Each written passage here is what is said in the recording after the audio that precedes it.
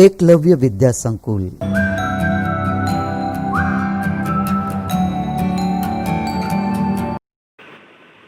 નમસ્કાર વિદ્યાર્થી મિત્રો, ધોરણ 8 વિષય સામાજિક વિજ્ઞાન પાઠ 7 આબોહવાકીય ફેરફાર. આગળના ભાગની અંદર વિદ્યાર્થી મિત્રો આપણે ગ્રીનહાઉસ ઇફેક્ટ, ગ્લોબલ વોર્મિંગ એટલે શું, પૃથ્વી ગરમ કઈ રીતે થાય છે તેનો અભ્યાસ કર્યો હતો. આજે આપણે આગળ વાયુઓ વિશે અભ્યાસ કરીશું. મિથેન CH4 ઈસવીસન 1750માં 315 ppmમાંથી ઈસવીસન 2005માં 1764 ppm જેટલો ધરખમ વધારો નીચેના કારણોને લીધે નોંધાયો છે. જોઈએ પછી એના કારણો આપણે. ઈસવીસન 1750માં 315 ppm હતો, તેમાંથી 2005માં કેટલો થયો તો કે 1764 જેટલો ધરખમ વધારો થયો. નીચે જોઈએ, આટલું જાણો. એક વ્યક્તિ પ્રતિદિન જે વસ્તુઓ ગ્રહણ કરે છે તેમાં લગભગ 80% વાયુ હોય છે. એક વ્યક્તિ પ્રતિદિન 22,000 વખત શ્વાસ લે છે. કેટલી વખત તો કે 22,000 વખત શ્વાસ લે છે. આમ એક વ્યક્તિ પ્રતિદિન ઓક્સિજનયુક્ત વાતાવરણમાંથી 16 kg વાયુનું સેવન કરે છે. જોઈએ આપણે નીચે કારણ અને મિથેન વાયુનું ઉત્સર્જન કેટલું થાય છે. પશુઓના ઉચ્છ્વાસ અને ચયાપચયની ક્રિયાથી 14 કરોડ ટન મિથેન વાયુનું ઉત્સર્જન થાય છે. ડાંગરની ખેતીથી 15 કરોડ ટન. સેન્દ્રિય કચરો સડવાથી 7 કરોડ ટન. ત્યાર પછી આગળ જોઈએ બીજો વાયુ, નાઇટ્રસ ઓક્સાઇડ. નાઇટ્રસ ઓક્સાઇડનું પ્રમાણ 270 ppmથી વધીને હાલ 319 ppm થયું છે. ક્લોરોફ્લોરાકાર્બન CFC ફોમ, પ્લાસ્ટિક, ફ્રીજ, એસી સર્કિટ સર્જન, એરોસેલ સ્પ્રે વગેરેના વપરાશથી CFCમાં વધારો થાય છે. ફોમ, પ્લાસ્ટિક, ફ્રીજ, એસી સર્કિટ સર્જન, એરોસેલ સ્પ્રે આ બધા જ વપરાશથી CFCમાં વધારો થાય છે. 1 માઇક્રોનથી 10 માઇક્રોન આકાર ધરાવતા સૂક્ષ્મ કણોને એરોસેલ કહે છે. એરોસેલ કોને કહે છે તો કે 1 માઇક્રોનથી 10 માઇક્રોન આકાર ધરાવતા સૂક્ષ્મ કણોને એરોસેલ કહે છે. નીચે જોઈએ, આટલું જાણો. 23 જાન્યુઆરી 1995ના યુનોના સંયુક્ત ઠરાવથી દર વર્ષે 16 સપ્ટેમ્બરને ઓઝોન દિવસ તરીકે ઉજવવામાં આવે છે. 23 જાન્યુઆરી 1995ના યુનોના સંયુક્ત ઠરાવથી દર વર્ષે 16 સપ્ટેમ્બરને ઓઝોન દિવસ તરીકે ઉજવવામાં આવે છે. 2007નું વર્ષ 1980 પછી સૌથી વધુ ગરમ હતું. 2007નું વર્ષ એ 1980 પછીનું સૌથી વધુ ગરમ હતું. ત્યાર પછી જોઈએ ગ્લોબલ વોર્મિંગની અસરો. કઈ કઈ છે ગ્લોબલ વોર્મિંગની અસરો? વનસ્પતિની ઉત્પત્તિ, તેમની વૃદ્ધિનો સમય અને આયુષ્યમાં ફેરફારો આવી રહ્યા છે. વનસ્પતિની ઉત્પત્તિ, તેમની વૃદ્ધિનો સમય અને આયુષ્યમાં ફેરફારો આવી રહ્યા છે. પક્ષીઓની અમુક જાતિઓ લુપ્ત થઈ રહી છે. પક્ષીઓની અમુક જાતિઓ લુપ્ત થઈ રહી છે એટલે કે જોવા મળતી નથી. હિમાલયની 2000 નદીઓ પીગળી રહી છે. હિમાલયની 2000 નદીઓ પીગળી રહી છે. આ બધી ગ્લોબલ વોર્મિંગની જે વિનાશક અસરો છે તે જોઈએ આપણે વિદ્યાર્થી મિત્રો. આગળ જોઈએ ગ્લોબલ વોર્મિંગની અસર. ચિત્રની અંદર તમને વિદ્યાર્થી મિત્રો અહીંયા હિમ નદીનું તબક્કાવાર થયેલ પરિવર્તન 2001ની અંદર બતાવેલું છે. ત્યાર પછી 2003માં જોઈએ અને 2006ની અંદરનું જોઈએ આપણે. આગળ જોઈએ ગ્લોબલ વોર્મિંગની જે વિનાશક અસરો છે તે. છેલ્લા 10 વર્ષમાં દુષ્કાળ, વાવાઝોડા, અતિવૃષ્ટિ અને પૂરની માત્રાઓ વધી રહી છે. જ્યાં વરસાદ વધુ પડતો હતો ત્યાં તેની માત્રા ઓછી થઈ રહી છે. રાજસ્થાન અને દુબઈમાં ભારે વરસાદનો અનુભવ અને ચેરાપુંજીમાં અનાવૃષ્ટિ. ખેતીમાં કઠોળનું ઉત્પાદન ઓછું થઈ ગયું છે. જમીનમાં પાણીનું સ્તર ઘટી ગયું છે.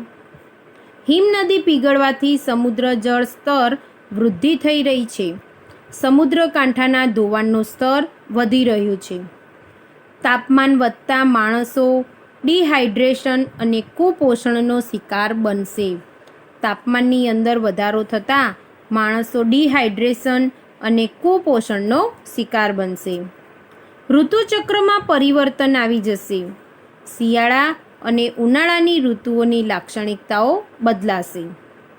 ગુજરાતની દરિયાઈ સપાટી 25 સેમી જેટલી વધતા જમીનની ખારાશ વધશે. ખેત ઉત્પાદનમાં સતત ઘટાડો નોંધાઈ રહ્યો છે. ખેત ઉત્પાદનની અંદર સતત ઘટાડો નોંધાઈ રહ્યો છે.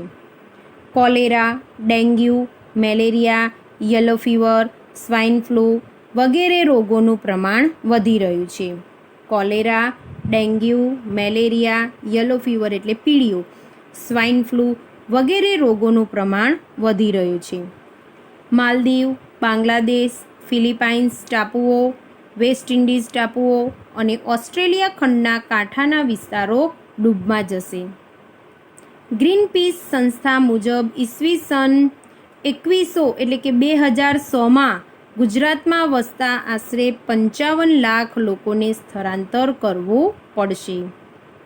વૈશ્વિક તાપમાનના વધારાને લીધે ફૂલો ખુશ્બુ ગુમાવી રહ્યા છે. વૈશ્વિક તાપમાનના વધારાના લીધે ફૂલો ખુશ્બુ ગુમાવી રહ્યા છે. મધપૂડા હવે નામશેષ થઈ રહ્યા છે. મધપૂડાઓ હવે ભાગ્યે જ જોવા મળી રહ્યા છે. વિદ્યાર્થી મિત્રો, આ હતી બધી ગ્લોબલ વોર્મિંગથી વિશ્વની અંદર કેવી વિનાશક અસરો થાય છે એની સંભાવના કીધેલી છે. ત્યાર પછી આગળ જોઈએ, પૃથ્વી પર તાપમાન વધારતા પરિબળો જે આપણને અહીંયા ચિત્રની અંદર બતાવ્યા છે. એના પછી જોઈએ બિનપરંપરાગત ઉર્જાના સ્ત્રોતો. બિનપરંપરાગત ઉર્જાના સ્ત્રોતો કયા કયા છે?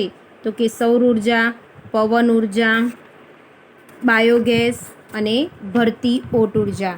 આ બધા જ બિનપરંપરાગત ઉર્જાના સ્ત્રોતો છે. જોઈએ તેના પછી ગ્લોબલ વોર્મિંગથી બચવાના ઉપાયો. હવે ગ્લોબલ વોર્મિંગથી બચવાના ઉપાયો કયા છે તે? CO2નું ઉત્સર્જન કરનારા સ્ત્રોતોનો ઉપયોગ ઘટાડવો જોઈએ. ગ્લોબલ વોર્મિંગથી બચવા માટે આપણે તેના ઉપાયો કયા કયા કરવા જોઈએ? તો કે CO2નું ઉત્સર્જન કરનારા જે સ્ત્રોત છે તેનો ઉપયોગ ઘટાડવો જોઈએ. વૃક્ષારોપણ કરવું, વૃક્ષોનું જતન, જંગલો કપાવવા ન જોઈએ. વનીકરણથી કાર્બન ઓછો થાય છે.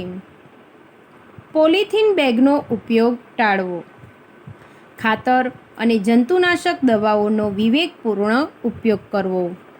સમુદ્રમાં લોહ કણોનો છંટકાવ કરવો જેથી પ્લેનકટન નામના જે તરલ જીવોનો વિકાસ થાય અને તે પ્રકાશ સંશ્લેષણની ક્રિયા માટે કાર્બન ડાયોક્સાઇડનો ઉપયોગ કરતા હોવાથી ગ્લોબલ વોર્મિંગથી બચી શકે છે. ત્યાર પછી સજીવ ખેતી અપનાવવી એટલે કે લીલો પડવાશ અને છાણિયું ખાતર વાપરવો.